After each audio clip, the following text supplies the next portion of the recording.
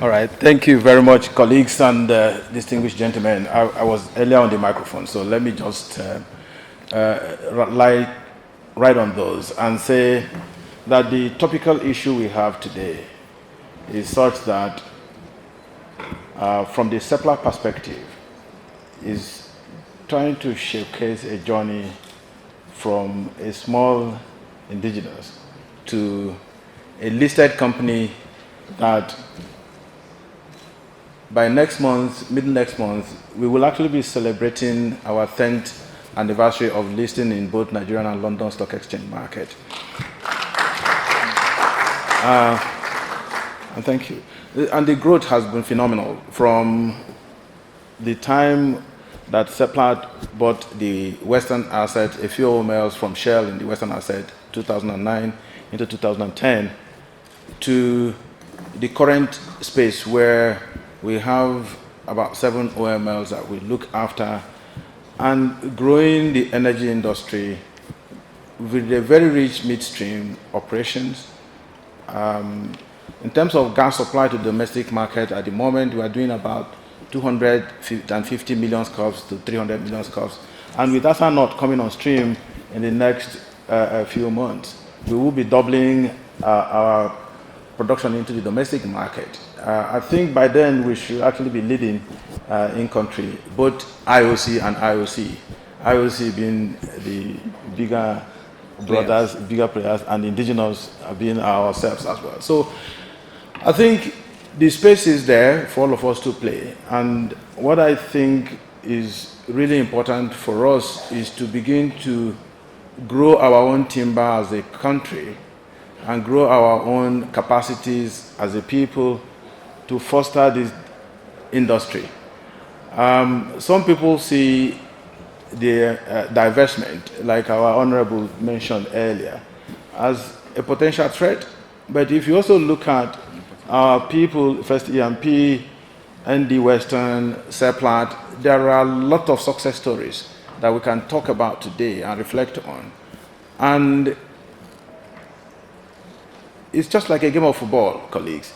If you are in a game of football and you have somebody who has a bit of fatigue or tired legs, it's important to sub them out.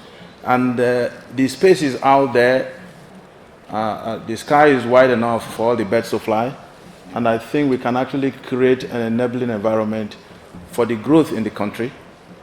And part of the real challenges to also stabilize the industry is when we enable some of these divestment initiatives, when the bigger IOCs are no longer investing, then we can give this to hungry and eager, passionate Nigerian entrepreneurs to really sweat the assets and maximize value out of them. I think that journey has already started, actually. If you look at what the NNPC Limited today is doing to combat oil theft, then you will see that the platform has already been built for the collaboration to start. But are we doing enough? I think that's the question, and I think we are not.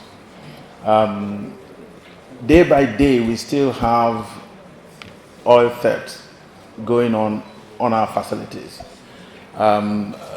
On our lines, we monitor losses on daily basis. I get a chart every day that shows me the losses that we have on our lines leading to the terminals.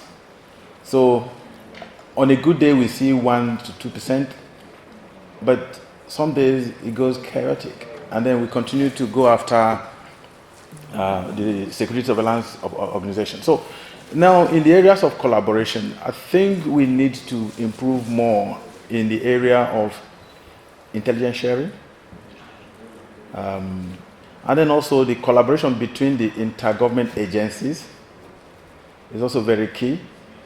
When you look at those, I think when you begin to dig deep into it, you begin to see some weaknesses in the way the relationship happens between the intergovernment agencies.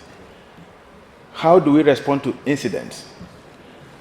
Now, the biggest challenge that we have in the Niger Delta, you just alluded to over 5,000 kilometers of pipeline.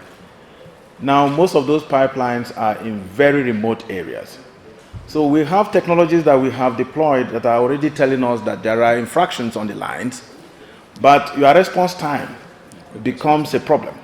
So now, how can you respond quickly to an incident site?